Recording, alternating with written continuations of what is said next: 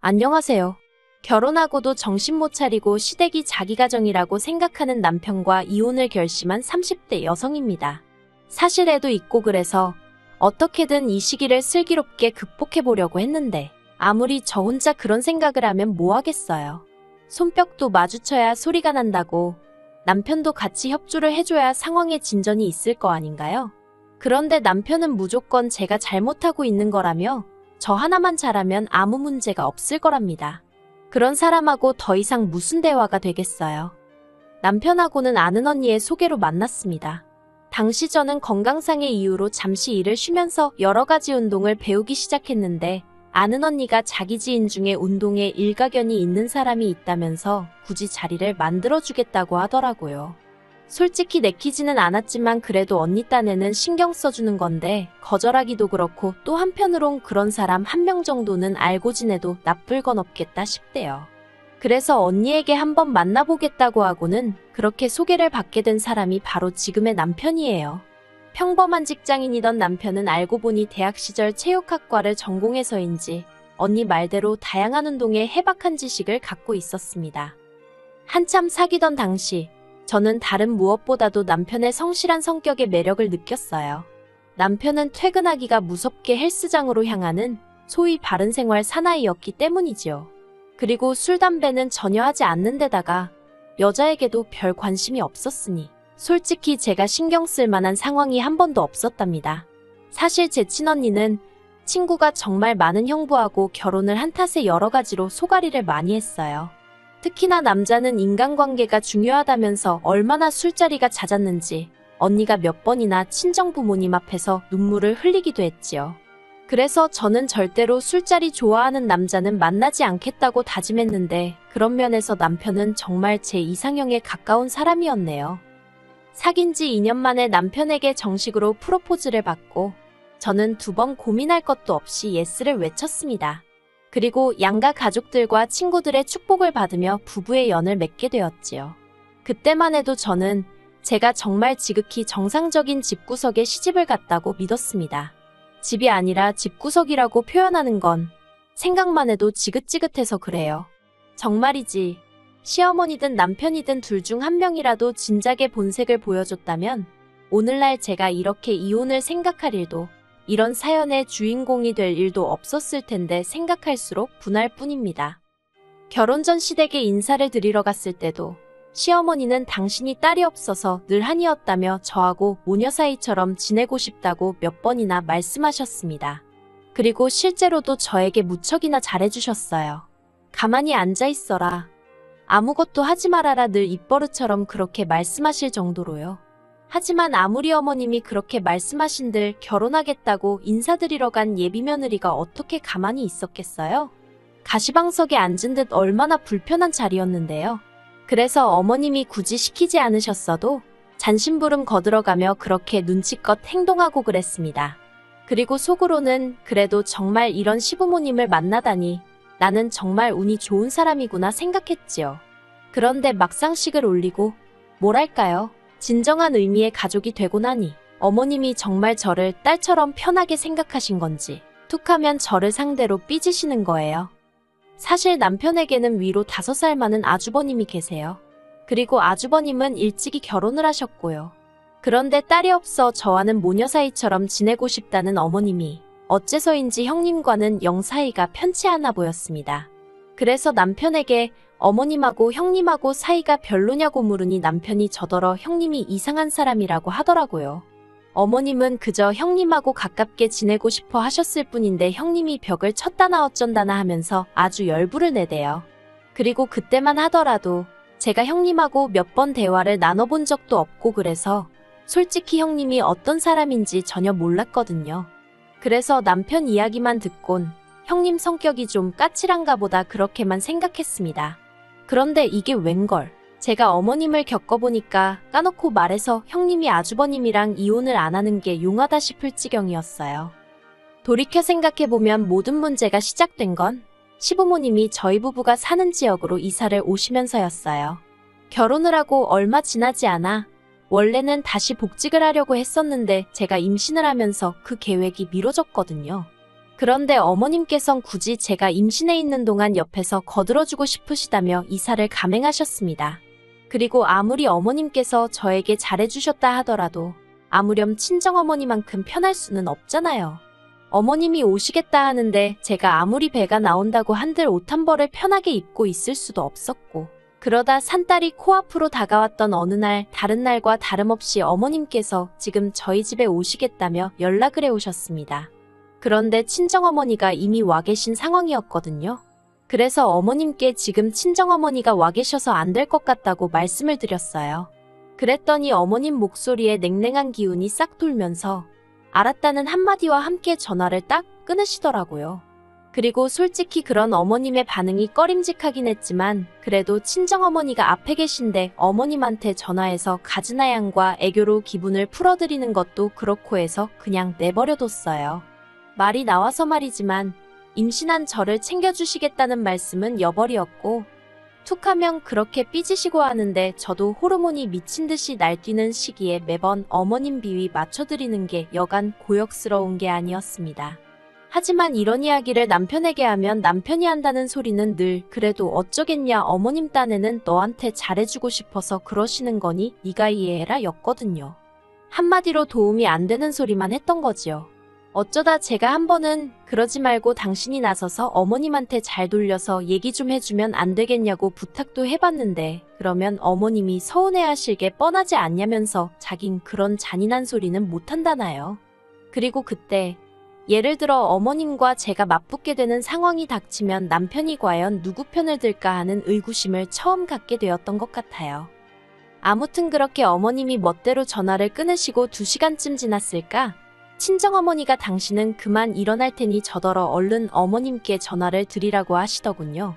그리고 그렇게 친정어머니가 가시니 저도 기분이 영 좋지는 않았고요. 그렇게 어쨌든 어머님에게 전화를 드리니 하신다는 말씀이 서운하시답니다.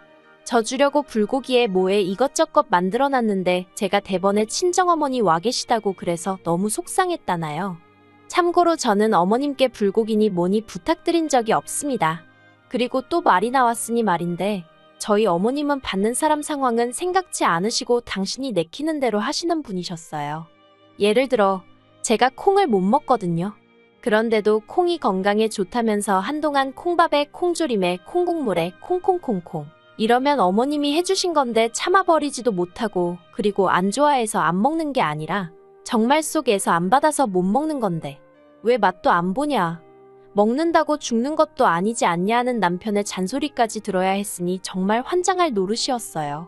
오죽하면 제가 어떻게 되나 한번 보고 정신 좀 차리시라고 그걸 시댁에서 억지로 먹고 화장실로 달려가 토하기까지 했다니까요. 아무튼 그 정도의 어떤 강경책을 쓰지 않으면 저희 어머님은 멈추지 못하는 폭주기관차처럼 당신 방식대로 밀어붙이는 시기셨네요. 하지만 제가 결정적으로 차라리 이혼을 하는 편이 낫겠구나 하고 마음을 먹게 된 건 제가 출산한 이후로 어머님이 보이신 행동들 때문이었습니다. 일단 저는 출산 후 산후조리원에 가는 대신 친정어머니께 돈을 드리고 친정에서 산후조리를 했어요. 친정어머니가 관련 자격증을 갖고 계시기도 했고 간호사로 오랫동안 일을 하셨거든요. 그래서 친정어머니와 시간도 보낼 겸 친정에서 산후조리를 하게 된 거지요. 그런데 남편이 한다는 말이 이 일로 시어머니가 생병이 나셨답니다. 제가 그게 무슨 말이냐니까, 산후조리원에 안 가는 줄 알았으면 산후조리는 당신이 해줬어도 되는 거 아니냐며, 왜 제가 어머님께는 묻지도 않고 친정으로 갔는지 모르겠다며 너무 서운하다고 하셨다는 거예요. 어이가 없어서 남편더러 당신도 생각을 해보라고, 내 입장에선 당연히 친정에서 산후조리하는 게 10배 100배 편하지 어떻게 어머님한테 산후조리를 부탁드리겠냐고요. 그러자 남편이 제 말도 무슨 말인지는 알지만 그래도 말이라도 한번 물어봤으면 좋았을 것 같답니다. 아니, 어차피 어머님이 해주신다고 해도 내가 싫다고 거절을 할 건데 왜 실없는 소리를 하느냐고 말도 안 되는 억지 좀 쓰지 말라고 했네요. 그런데도 끝까지 남편은 저더러 그러지 말고 그래도 어머님한테 전화 좀 드리고 죄송하다고 말이라도 하라나요. 제가 됐다고 사과할 일을 사과해야지 무슨, 난 사과 안 한다고 기대하지 말라고 했어요. 그리고 그렇게 어머님이 일주일에 저 때문에 마음 상하셨다며 연락이 없으셨습니다. 솔직히 얼마나 편하던지 숨통이 트이는 기분이었네요. 그리고 이후로도 친정어머니에게 여러 가지로 도움을 받은 게 사실이에요.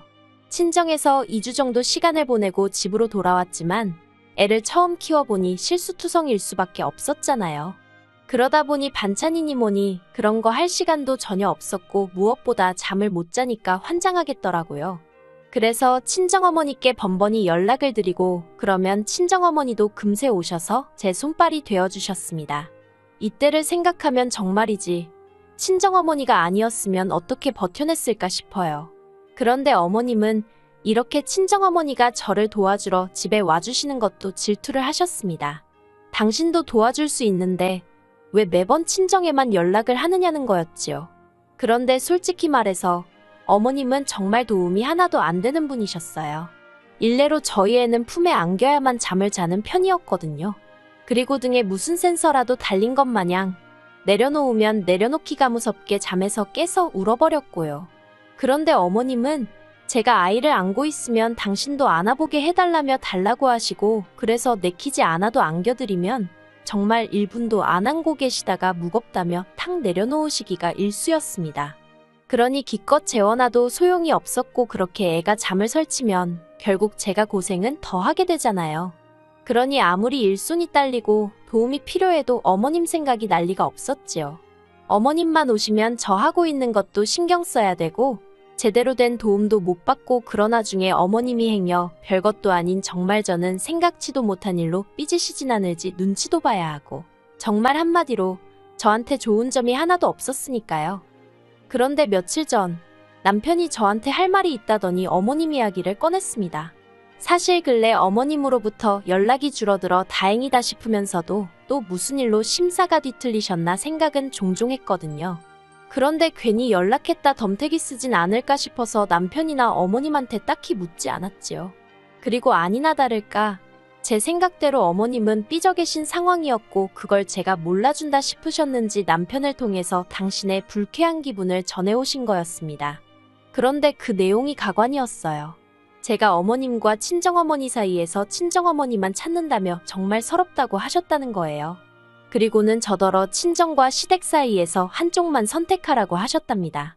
앞으로도 그렇게 친정어머니만 찾아댈 거면 당신하고는 연을 끊자고요. 그리고 저는 솔직히 무슨 생각으로 그런 얘기를 하셨을까 싶대요.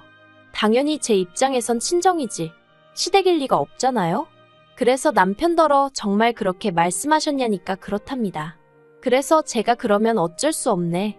나는 당연히 친정이지 했어요. 그랬더니 남편이 저더러 제정신이냐면서 결혼했으면 이제 이 집 식구니까 당연히 시댁을 골라야 하는 거 아니냐입니다.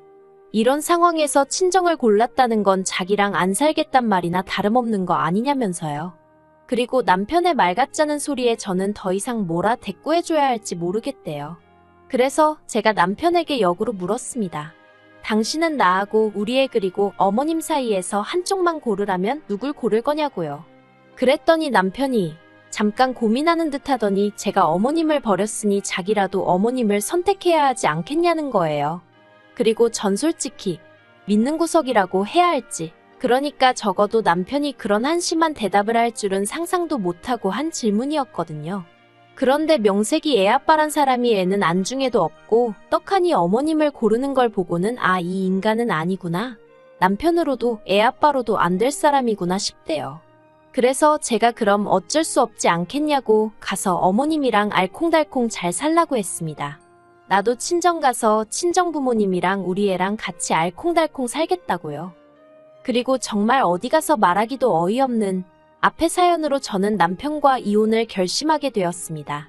저는 남편이 좋았던 이유가 성실한 성격도 있었지만 우직하다고 해야 할지 사람이 책임감이 있어 보여서 좋았거든요.